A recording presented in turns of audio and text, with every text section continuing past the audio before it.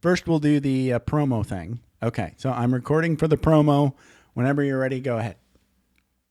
What am I saying for the promo again? You're saying for the promo, hey, this is David Wood of playforreal.life, and you're listening to Jeff Smith on Vroom Vroom Veer. Listen up. Hi, this is David Wood from playforreal.life, and you're listening to Jeff Smith on Vroom Vroom Veer. Listen up. Perfect. Thank you. All right, I'm going to hit stop. I take direction well. You do. Well done. Okay, I'll be right back. Are you ready to thoughtfully steer away from your revved up, frenzied, and far too often scripted life? Then welcome to Vroom Vroom Veer with Jeff Smith, where he guides you down the road differently traveled by sharing unique experiences with guests who have managed to shift away from a life stuck on cruise control and veered their way into a more authentic and fulfilling one in all sorts of interesting and kind of remarkable ways. Get ready to Vroom Vroom Veer with your differently traveled road chauffeur, Jeff Smith.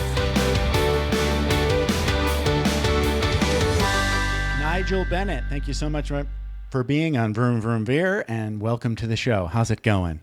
Hey Jeff, I'm really stoked to be on your show. So thanks so much. Yeah. And sorry about all the link craziness. So sorry. No, it's all worked out. It all worked out. It all worked out. Well, I got up this morning. We had a snowstorm last night, so I had to dig my truck out to get here. So yeah. So, but it's all good. I'm out on the West Coast. I'm out in Vancouver. So right. We don't get that much snow, but it happens. It got hit by a little bit, about 3 inches last night. So yeah. Well, and for a city that's not ready for 3 inches of snow, that's a big deal. Yeah, and we have a lot of mountains, so I live on the side of the mountain, so you're kind of sliding coming down. Yikes. You got to be careful. Yeah, that's kind of scary. Yeah. Okay. Yeah, I can't. It's all good. So again, thanks for being here, and take a minute to talk a little bit about what you're most excited about in life, the universe, and everything, your business, whatever. Wow. Well, I'm just really excited these days. I'm actually 57, and I've been super fortunate. I have a business called Aqua-Guard Spill Response, where we design and manufacture state-of-the-art oil spill response equipment for major marine disasters like the BP Horizon and the Gulf of Mexico. Right. The really cool thing is I've been working in this industry since I was about 16 years old. I was working for my dad. Yeah, I was working for my dad on and off in the early years. Then I worked for him for about 10 years in a consulting business. Then I broke off and formed Aqua-Guard. But the wild thing now is that I've been very fortunate. I've been able to basically set up the business to run without me. I have an amazing crew of people running everything. So now I get to do what I really think and my family really thinks is important in life, which is a completely different thing than what I was doing with my business. And so, yeah, awesome. I've just, you go through life and you have your ups and downs. We all have our ups and downs, and sometimes it's hard to get out of bed, and sometimes we get stale. But with this new chapter, I wake up and I jump out of bed and I'm all excited about all these really cool things I've been able to do, and I'm using my business now as a platform to do good in the world. So yeah, whatever good is, that's what I'm. It sounds like you're having fun. Yeah. I really am. I really am. I'm really fortunate. I have a great. By the way. Thanks, Jeff. I'm really fortunate. I have a really great immediate family, and my kids are. Yeah, it couldn't be more incredible. So thank you. So, okay, that's good. Yeah. That's a good lead in, because this is Vroom Vroom Veer. That means we have to go back in time, and we have to talk about this is your life, Nigel. That's right. Without the hot tub. Without the hot tub. Yeah. There you go. So were you born and raised in Vancouver? No, I was actually born in the UK. I was born in a little town in Wales in the UK. And then we, my father was in the Merchant Marine with the British, not the British Navy, but the British Merchant Marine, and he traveled all over the world on ships, delivering goods all over the world from Venezuela to Argentina. Sure. And he broke down in Vancouver back in the 50s, and he really liked Vancouver, so we ended up immigrating here back in 1966 when I was 4 years old. So I've been in Vancouver since '66. Yeah. So you don't really remember much of England then, right? No, I go back a lot. I still have a lot of family. We were kind of the only ones that came out, And so I have a lot of family, in the Midlands and then in the London area and even in Wales still. So, right. Yeah. I should have said Wales. My Wales. bad. Yes, Wales, Fucking not Wales. England. I actually lived in England at RAF Lakenheath. Oh, you were? Yeah. Yeah, for about 3 years while I was in the Air No Force. kidding. Yeah, so fantastic. I love it. It is amazing. People, it's amazing, isn't it? Absolutely. People before you live there, people will say, in the winter it's dark, wet, and cold. Like right. Vancouver, yeah. Right, but I mean, you're like, big deal. Does it snow? No, not really.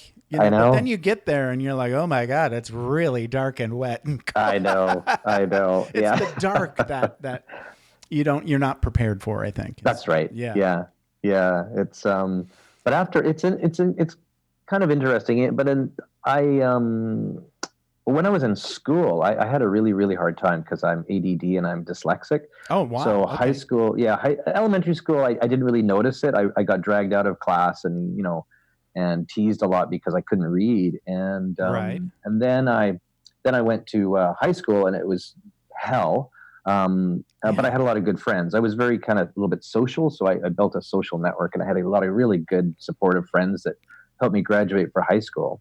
And, it was really kind of a tough time. And I was able to get into college through taking courses and failing them and taking them again and failing them and then taking them again and finally getting in. Yeah. Wow. I know. Ouch. I got into the British Columbia Institute of Technology. Okay. In the mechanical engineering program. And I got kicked out after the first term.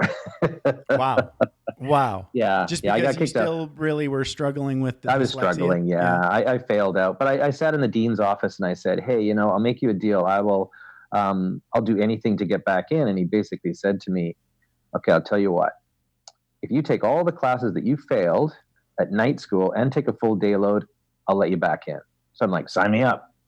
Wow. So I did. I got in, but I was really fortunate because I had a lot of in BCIT. I had good friends around me as well that helped me get through. So I actually did graduate. But the ironic thing is, last year I had a phone call from BCIT. It was crazy. 30 years later, and somebody, I guess because they saw my book or something, and they nominated me for the Alumni of the Year award. And I thought, no, there's no way. I got kicked out. And that's so funny. Just because basically it's like you're good for their PR kind of thing. I don't know, and I actually won it. I won it, so I had to get up and speak. Do a speech in front of 600 people. Did you tell the story about how you failed out? I did. I opened with that. I said, I don't know what I'm doing here. You guys actually kicked me out after the first 6 months. But it's perfect. It is. Yeah. From my perspective, that's a perfect story. Because you go through adversity, you get beat down, and you go, no, damn it, I'm not going to quit. That's what life is. That's the quintessential lesson in life. I know. I tried so hard. I wasn't going to let this thing beat me. Right. And but I was, I have to say, I did have a lot of good people that I worked together with as a group. And that's why I learned to work, I think it's super important to, work as a team and work with other people. And, the lone wolves don't really make it that well in life. And, and you need everything from coaches to, the whole bit, right? In a way, I don't want to, I think every sort of like handicap or whatever thing you struggle with or a weakness. Whatever. So dyslexia is, let's call it a challenge, right? Right. That just means that's something that's obvious. Yeah. And it's something that you can, after, you go, okay, all these letters look wrong. Right. I know. Everything's upside down, backwards, and you name it. Right. Once you figure that out, though, then you know that you're going to have some help with that. Right. Exactly. And when you do, as a young kid, it's really, really difficult to understand that. But when I get older and you reflect back, you go, aha. Because I only figured out that I was dyslexic probably about 15 years ago when my middle son was having so much trouble, and we took him to a specialist, and he asked a bunch of questions. He said to my wife, do you have a post-secondary education? Yes. How did you do in school? Oh, really well, blah, blah, blah, blah, blah. And then, Nigel, did you? And I said, no, I got kicked out of this. And he goes, I could have told you that. I'm like, really? He says, yeah, it's very hereditary on the male side. And so my son got slammed really hard with dyslexia. But once he realized that, he wasn't doing well in school, but he wanted to become an actor, and he's an actor. He's a working actor. Wow. And so that's what he loves to do. And he's very, he used to curl up in a ball in, say, the 10th and 11th and 12th grade, and when he was a senior, and he wouldn't get out of bed and would not go to school. But he had a girlfriend that helped him, get through. And he graduated, and then he realized after he got out that his gifts, he went to acting school, and he realized that he really liked to act, and he was really good at it. So, it was, it's crazy. So, but what we've done, my son and I and my coach, we created a nonprofit now called giftadd.com, which what we're trying to do is dispel the myth that dyslexia and ADD are a curse, but they're actually a gift. So we're sharing stories of successful people, not just entrepreneurs, not just, but, sports people and just general really good humans that have been successful, that have this so-called gift, right? It's or affliction, but it's actually a gift. It is. Yeah, it is. I think it's the identifying it as a gift is the hardest part. Right. That's the thing. I mean, my coach that I've worked with for 15 years, he works with mostly entrepreneurs all over the world, Australia, India, Dubai, and mostly mostly in the United States. We were comparing notes after a few years, and he goes, "You know what? It's really strange that probably 80% of all the people that I work with are all dyslexic or have ADD, and they're all CEOs of these major corporations." Wow. So we said, let's put this thread together, and let's share these stories. Let's make it so that people with ADD and dyslexia, when you go for a job interview, on your resume, it's something that people want to have, as opposed to, this guy, he's creepy, keep him, keep away from him. But it's something that is something that you want to have. So sorry, I went off on a bit of a tangent. No, that's fine. No, it's a wonderful talent because or tangent, I should say. But it reminds me of, this sort of like profile. Mm-hmm. You're almost like profiles of ADD. And dyslexia, it's true. Right? Yes, it's true. Because you can see these threads of success, and you can get these little like, oh, okay, maybe these things they challenge you in a certain way that like turn these what we should be calling gifts originally. Are causing guilt, shame, and all these other things like at a very young age. I mean, and some of the most successful people of all time have had either dyslexia or ADD. Or ADD. Go back to Winston Churchill to there's lists that are miles long. Wow. Richard Branson's a classic. Really? See, I didn't know that extremely dyslexic. Ouch. Yeah. Wow. Yeah. So now, how does this affect you today? Can you still have you figured out how to read, or do you just? I can. I can read. Yeah, it's funny. It kind of just happens. I can read. The unfortunate thing is that I don't read as many books as I should. I have hundreds and hundreds of books because I'm so eager to read them, but my reading is so bad. But the great thing now is audiobooks. Right. So I was just going to say, right. Yeah. So thank goodness for audiobooks for us people. Right. I remember working with a woman in the Air Force, and she was an Air Force civilian, and she was dyslexic, and she knew it as an adult. Yes. And but she got a new job where she had to read extensively. Yes. Oh yeah. And so she was having a really hard time with that. And I think her solution was she was able to get somebody to help her with that. Yeah. And just do the reading for her and then sum it up a little bit, kind of thing. So almost like do like an executive summary. I really can't. That's right. Right. I really can't read this whole volume. Right. Yeah. Can you sum it up for me, kind of thing? Well, I believe what happens is because it's a necessity, and we need to get things done and do this. And we just push, and we're able to learn how to surround ourselves with these other people that can help us out. Right. And together as a team, right. we can excel. So we may be the ideas people because we're ADD, we're all over the place, but I've got this idea, you've got this idea.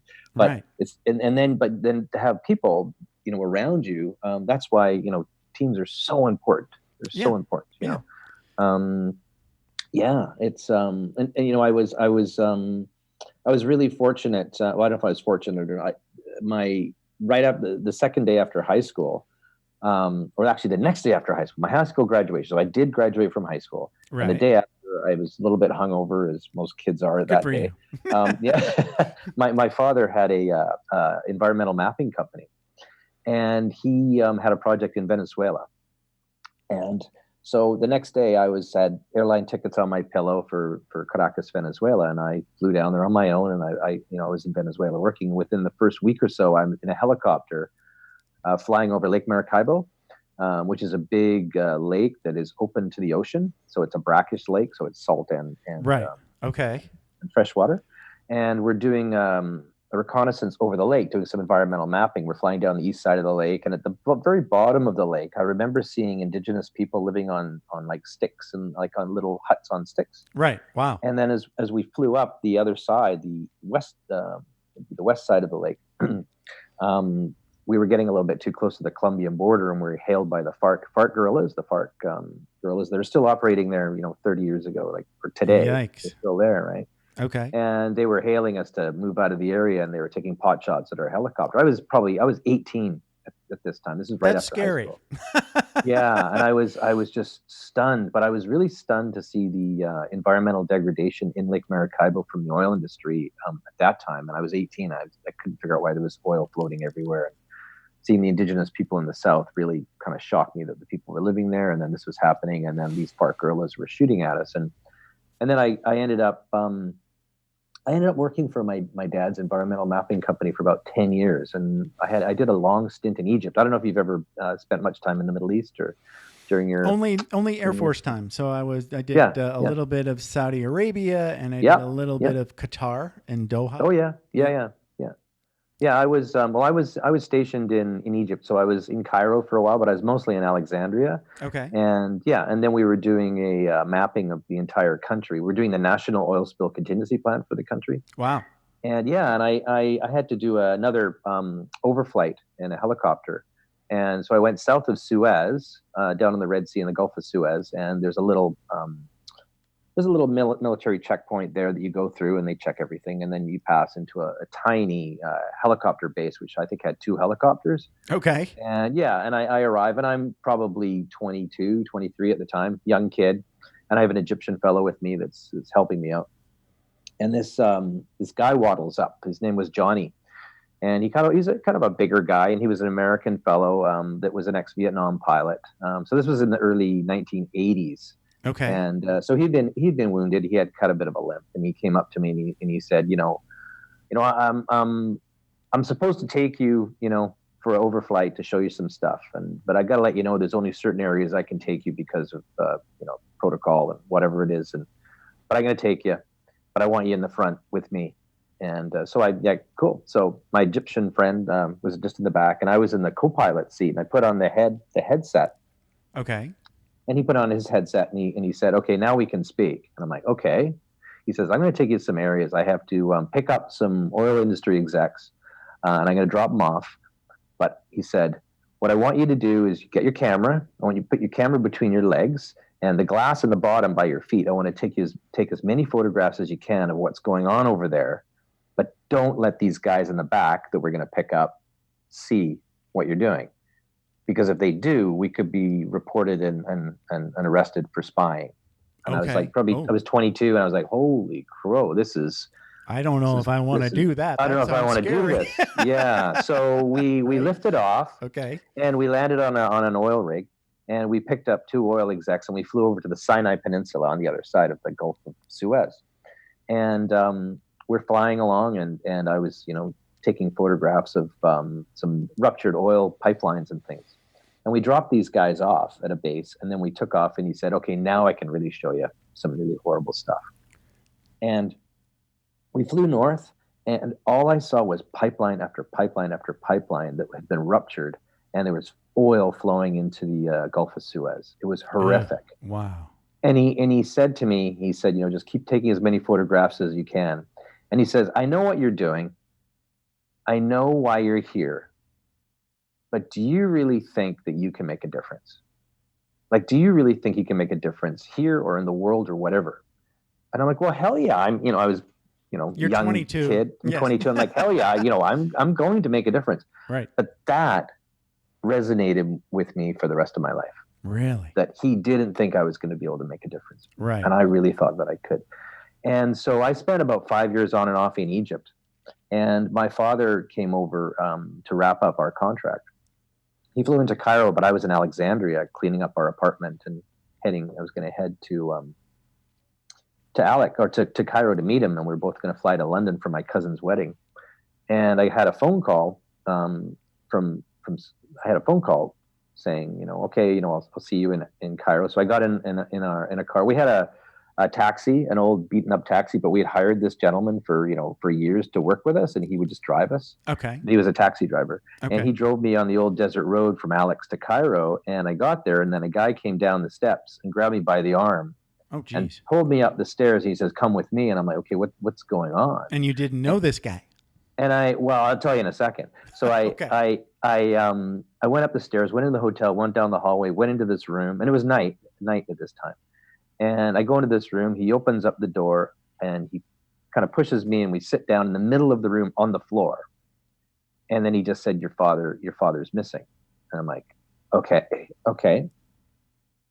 And but he was actually one of our guys. Okay. He was one of our guys. And so we sat there for hours until about 3:00 in the morning on the floor and trying to figure out what the heck had happened to him, because he just vanished. We got into his room. We looked around. It looked like nobody had ever been there. And then about 3:00 in the morning, an old phone on the desk rang in the middle of the night. And I was kind of dozing off, and it really, jerked me awake. And this gentleman that I was with, he answered the phone. He's like, yeah. Okay. And then he said, "It's for you." And I'm like, oh my gosh, what's going on? Yeah. What the heck is going? It's for you. It's for you. And I'm like, what is going on? And then it was my Right. father on the other end. And he said, "Nigel, listen to me very carefully." I'm like, okay. He said, "Take the next bus and stay with Mike." And then he hung up. And I'm like, what? Like, what do you mean by that? And I figured out it was take the next flight and stay with my cousin Mike in London until we could figure things out. And so I knew that he'd been arrested, or actually he'd been arrested.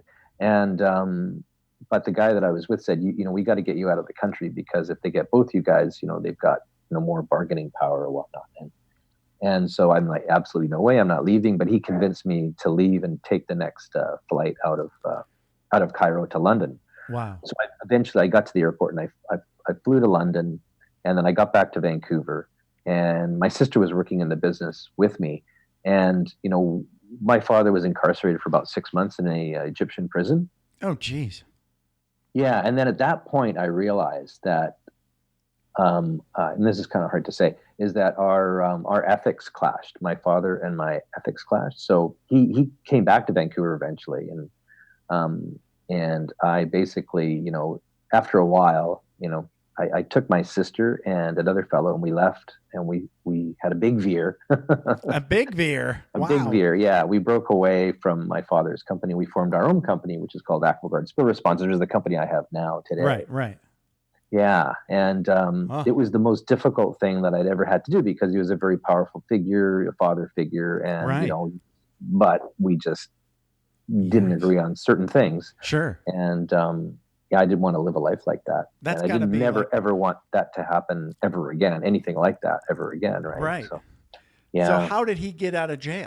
Did it go? Oh my gosh. The, no. We kind of stuff, or we tried. Like, we had the embassy working, and we had lawyers, and he had faked a heart attack. He tried all that stuff. But eventually what happened is that the key witness against him, died, because they had arrested him as well. He died in prison, so they had no evidence, and they had to let him go.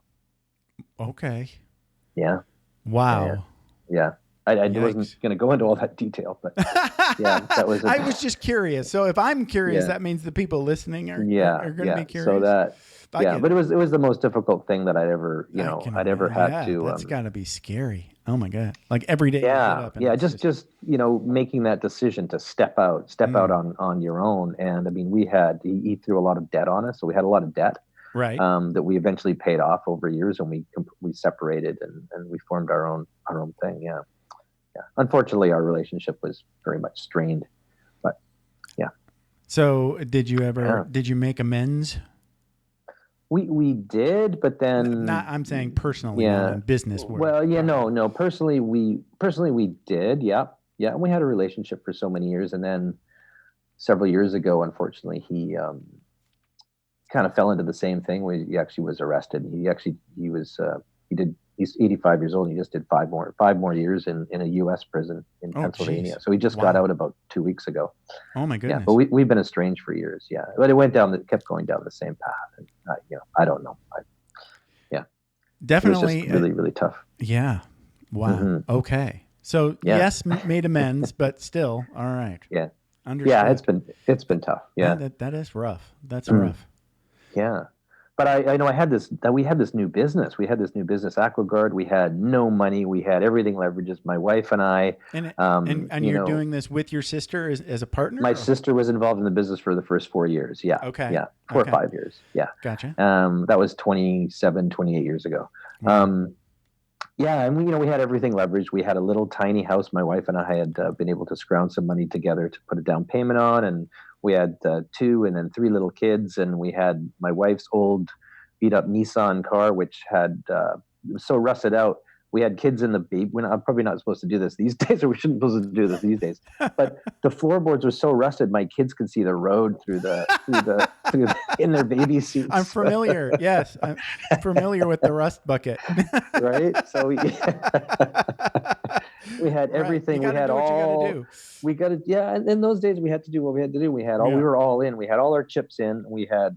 This business had to work, and but I got into the point where it just became chaos, and I call it my doorknob effect. So, and I think a lot of your listeners can relate to this. So, in the morning I would, I'd get up, I'd take my shower, I'd come to work in the office, and I would look at the doorknob, and I would touch it, and I would have to take a deep breath because I knew, on the other side of it, it was going to be complete chaos. It was going to be complete chaos on the other side of it. Life was just going to, I had my little bit of space. I could take a deep breath, stepped in, and it was chaos because I was putting out fires in a young business day after day, all day long. Right. Yeah.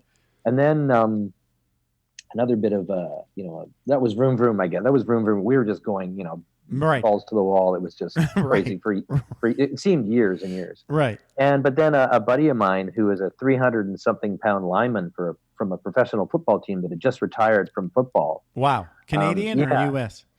Canadian. Okay. Yeah, Canadian. The Edmonton Eskimos. He played the Edmonton Eskimos. He had a couple of Grey Cup rings, so he'd won the championship a few times. Nice. But he had retired, and he was in business. He was in insurance now, and he saw what I was going through, and he literally grabbed me by the scruff of my neck, and he said, "Nigel, you have to come to this peer group meeting with me." And the group was called the Young Entrepreneurs Organization.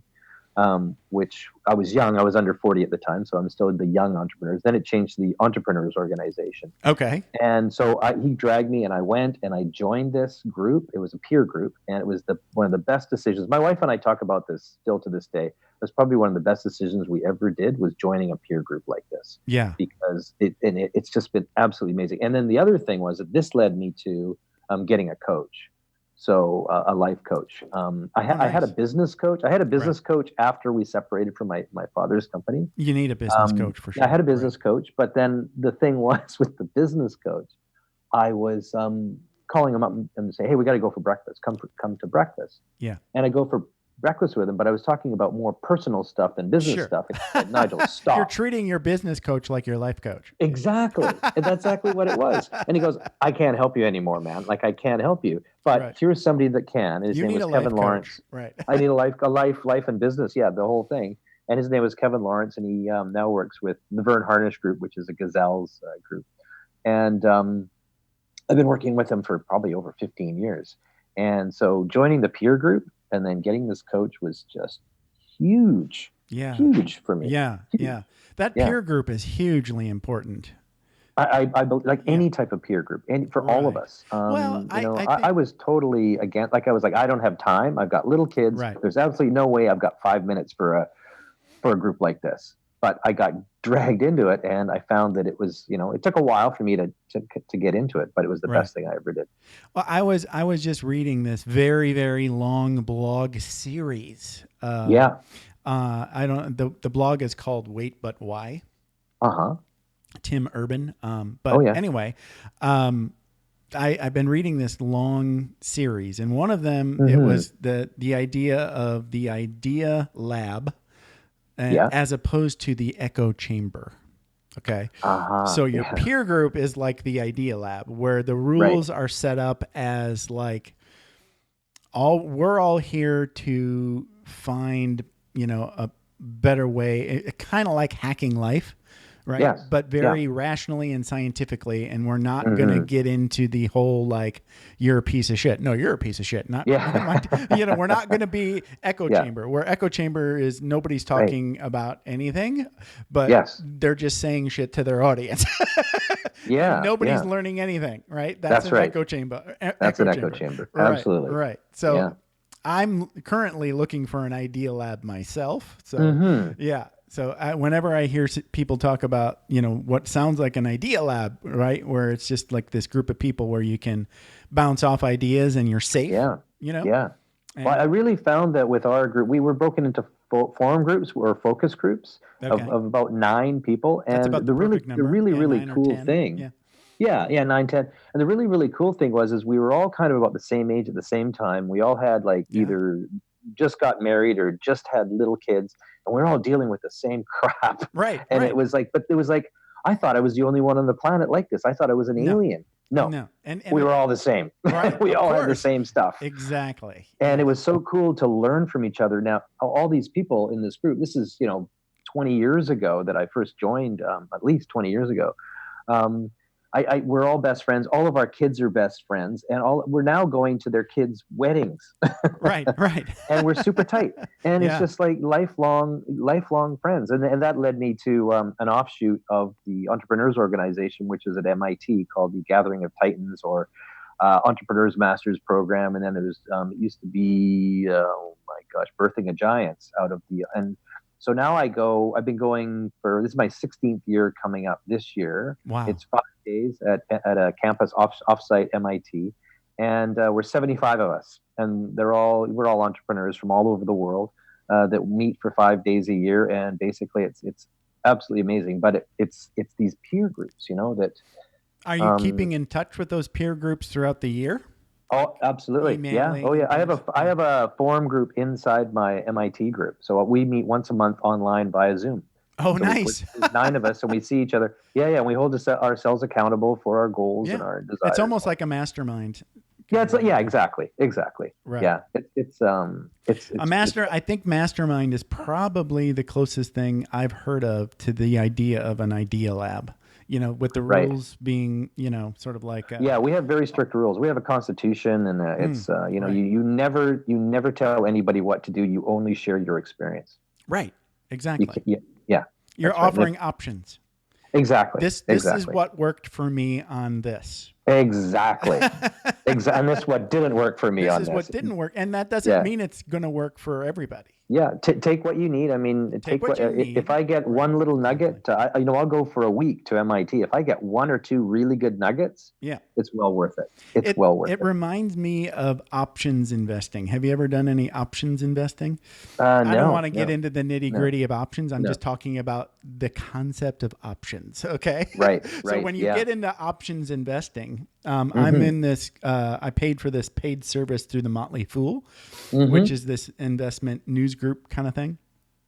Right. Newsletter, more like.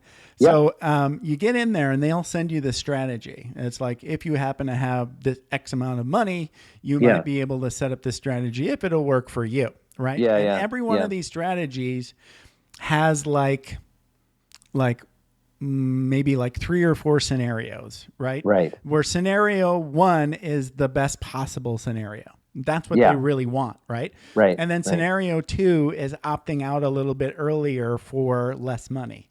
And then option 3 is probably getting out a little bit earlier than that and still having some money left. And then option 4 is like everything has gone horribly wrong. Okay. And I have never ever had, because they use time in their favor and they're always monitoring the whole setup. 4 never happens.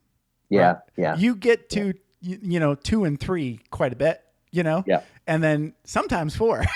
Right. Right. Yeah. But 2 and 3 are usually pretty damn good. Right. Exactly. I mean, they're not horrible. Exactly. Yeah.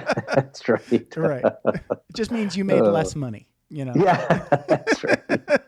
Well, I've had this, oh man, I had so with my business there, we ramped it up over, 25 years and whatnot. And it was, ups and downs, just like every business. But my wife and I, we decided, at the very beginning to raise our kids as global citizens. So we would, whenever we could, we wouldn't go stay in any fancy hotels. We'd go backpacking. We'd go to Thailand. We'd go, nice. or wherever we would go.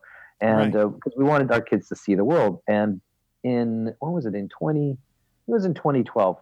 2012, I was offered the old big bag of cash to sell the business, and from a British firm, actually, from a large British competitor. Right. And that's very tempting, I suppose. And it was so tempting, and the numbers, we negotiated, the numbers were good, but then there was a speaker that came in to my class in Boston, and she stood in front of the crowd, and I was a little bit, perplexed. They had put a down payment on the business and whatnot, and all the due diligence, everything was done. And she stood in front of me. Her name was Lynn Twist, and she wrote a book called The Soul of Money. Really good book, by the way, The Soul of Money. And she also worked with Mother Teresa in India. She had run the Hunger Project globally for years. And then she was now working with the indigenous tribes of the Amazon to help preserve their way of life. And she offered our class of 75 of us at MIT there to go with her deep into the Amazon to witness this tribe that she'd been working with. And they would only have contact with her Pachamama Alliance, this group that she founded. I was absolutely blown away by this. And I said, I'm coming. I'm coming with you. So myself and 2 other people from my class, they came. And I told Lynn, I said, Lynn, I know it's probably a fundraiser. I know, you're asking CEOs to come. But I said that, I really want to bring my family with me. And she goes, well, not really. It's not really a kid's type thing. And I said, no, Lynn, you have to understand, for me, I've got this much bandwidth in my life left, and my this much influence I have. But my kids have this much, huge amount, much more than me. Right. And they also have social media. I mean, we do too, but I fumble my way through. But they have everything dialed in. Right. If they can come and witness, this, they'll come back and tell 2 friends who will tell 2 friends, and then the message, or whatever your message is gonna get out. And so she agreed. So we went deep into the Amazon. I loaded. We were in Ecuador. So we were in Ecuador. We went from Quito down to the edge of the Amazon, and we were weighing our little bags, because we were flying in a little Cessna plane, which took 5 people. There were 5 of us in our family. It took 5 of us, and so weighing your bags, weighing our human body to make sure we weren't too heavy. And then an Ashwar, one of the tribes, he was the pilot. I had his headdress on and the whole bit, and and he was flying us deep into the Amazon. And then the Pachamama Alliance person, Danielle Cooperman, who was with us, one of our guides, one of Lynn's good friends, said, Nigel, do you want to split your family up and go in a couple of different planes? Because there was, I think, 16 of us that went. And I'm like, no. If we go down together. I don't know what I was thinking. I don't know. That was kind of stupid, but it seemed good at the time. So we all pile into this Cessna. We're all crammed in, and we flew for about 90 minutes. And we left a town called Shell, which was an old oil producing town, and there was just oil and stuff everywhere. It stunk. It was horrible. Right. We lifted off, and you saw the development. As further we got in, we saw no human activity anywhere for probably about an hour and 15 minutes of that flight. Wow, nice. And we landed on a dirt runway, which was lined with the yellow flowers as markers. And we landed on a dirt runway on the side of the Amazon, and we were picked up in canoes, and we went into this into a little eco lodge the Pachamama Alliance had built with the Ashwar people. And we were going to do ceremony with them after we were there for about a week and a bit. And we met, we were in the canoes, and we went to different tribes or different areas where the tribe was operating. And they lived in their, thatched huts, just like you would see on TV. It was unbelievable. Yeah. So we were going to do ceremony, and I had no idea what ceremony was. We were going to do this serum, which you may have heard of as ayahuasca. Ooh, wow. Nice. It's two vines that come together, and it's a mind-altering drug, I guess. Yes. And so I lay down on this banana leaf in the dirt on the side of the tributary to the Amazon, this little river, and my wife did it, and my two boys did it as well. My two boys were probably 15 and 13 or something at the time, which I wasn't so sure about, but I thought, well, when in Rome, I mean, they start doing it when they're 10 years old. Okay. So I said, when in Rome, okay, fine. Do as the Romans. Yes, let's do it. That's right. Do as the Romans did. There you go. But it was interesting, but I was having a hard time because I basically sold my business, and I was having a hard time coming to grips with it. I haven't taken any money in. We had a deposit, but that was it. But mentally, it was bothering me with my values and everything. And so I lay down and I went off on this crazy journey, mental journeys. One of those internal journeys. An internal journey, and I got taken. You can barely walk, so I got put in front of this shaman, and he had some feathers, and he was whistling and blowing some smoke at me. And I saw this face. It was amazing, and I think it was my conscience kind of talking with me a little bit. So I saw this face, and it was a beautiful, warm face that was looking at me, and I thought, oh, this is great. This is great. Yeah. And then the face turned to this face of great responsibility. It was looking at me with this look of great responsibility, and it really scared me. I kind of sat back. I was like, oh my goodness, this is a little bit scary. And then it went back to this beautiful, nice, warm face of happiness and joy and whatnot. And then I was taken back to my banana leaf, and then I went off on more of a journey.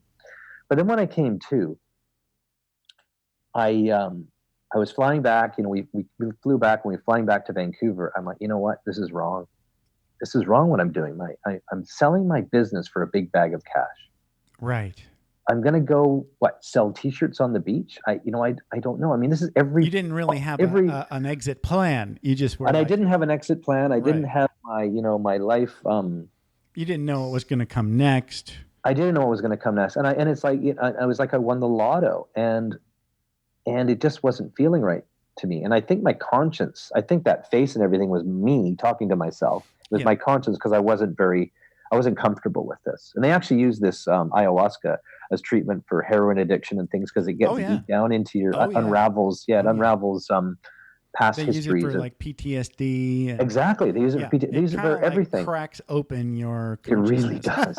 It really does. Yes. And so I said, no, it's not for sale. I'm actually going to take the business. I'm going to take it off the table. So I flew to London. Wow. And I took the deal off the table, and I said, no. I came back to Vancouver, and I had a business partner at the time, a minority business partner. And he wasn't very happy with me because I took the deal off the table. I said, no, he wanted the cash. He wanted the cash. Yeah, he wanted the cash. And I said, no, I'm not going to sell it, but I'm going to keep the company. I'm going to keep the platform that we've built for 30 years, and we're going to leverage the crap out of it to do good in the world. Awesome. And so we bought out my partner, and then another fellow who had been working with me for years, he came up through the ranks.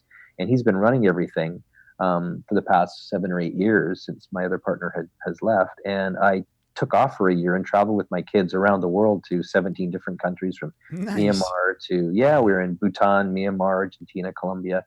And I ended up writing a book along the way. It took me 3 years because I'm dyslexic. Right. But that year I spent, writing my notes, and we put it all together and released it. But now I've been able to do what I've just, I think my life's purpose is to do what I just love to do. And one of the speakers recently in my MIT sessions was talking about that he'd sold his company for hundreds of millions of dollars or something. And he said that big warning to people, winning the lotto or selling your business or whatever it is, or cashing out, is that you need to know exactly what your life's purpose is before you do that. Because if you don't, it's a slippery slope. It can be a slippery slope. Yeah. And I've heard it so many times. So I was able to travel with my family. We spent time in Indonesia, and we're water people, so we're surfers and scuba divers and things like that. And my son and I and my daughter were out surfing off Bali, and every time it would rain, the oceans would fill with garbage and plastic, and it really ticked me off that we're in the world's best surf spot, or one of them, full of garbage, and it's full of garbage, and you couldn't catch a wave because your skegs would get caught in plastic. So we came back to Vancouver and we started another nonprofit called True Beach, TRUBEACH, and we created an app. So when people go to beaches around the world, you can report the true condition of these beaches. So we're hopefully bringing awareness and change, right? Well, that's nice. Communities to stop polluting our oceans. Yeah. Right. Wow. So yeah, sorry again, I rambled on quite a bit. No, rambling is thoroughly authorized on Vroom Vroom Veer. It's basically the name of the show. So you're good. Thank you. Yeah, you made me think of a lot of different things, So talk a little bit as we wrap up. Talk a little bit about the book, and then just briefly, and then talk a little bit about how people can best get in touch with Nigel Bennett. Sure. Yeah. As I mentioned, it took me 3 years to write a book. I did write my own book. Right. I didn't want to have a ghostwriter do it. So I did write it. I had a really good editor that I met at a Pachamama Alliance fundraiser in San Francisco. She helped me with my grammar and sentence structure and things like that.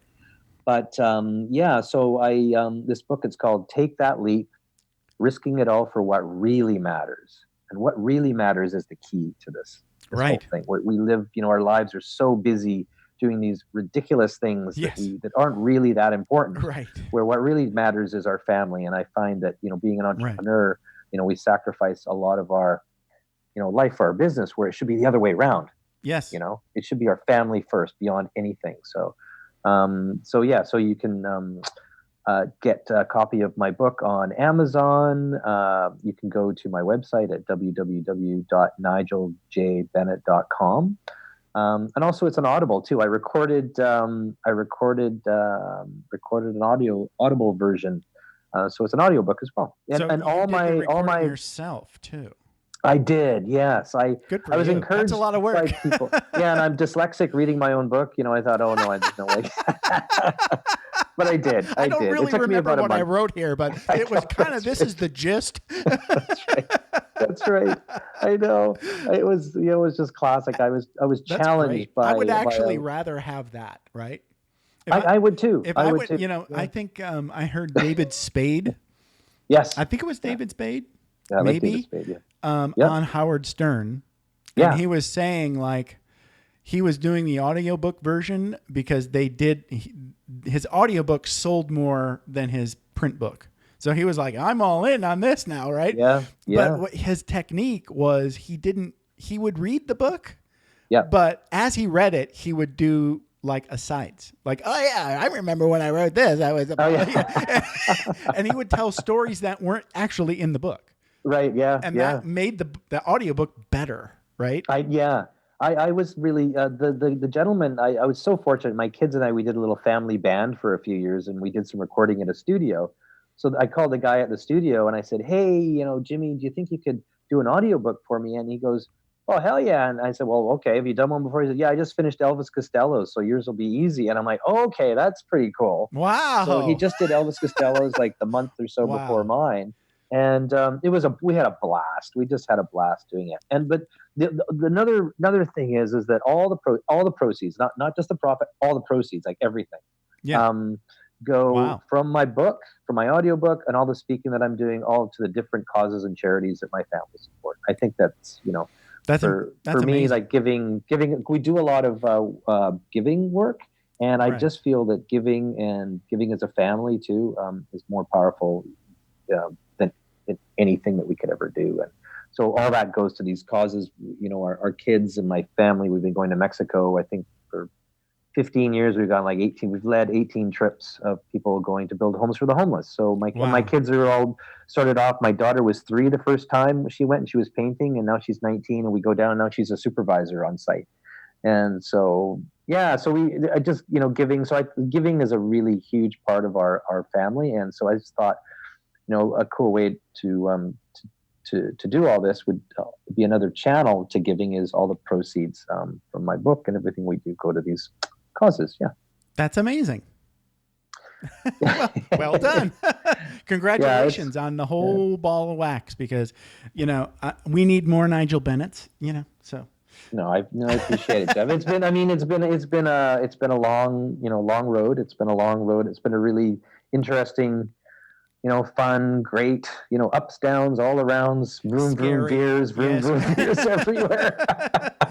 I love that vroom, vroom, veer thing. That's great. Right? I saw that when I was looking at your podcast. This is it, the vroom, because there's so much vroom, vroom, vroom in that. Yes. There's veers, a lot of vrooming, people think a lot of ridiculous vrooming. Oh, right. But I mean, people like to focus on, the beer stories, but you can learn a lot while you're vrooming too.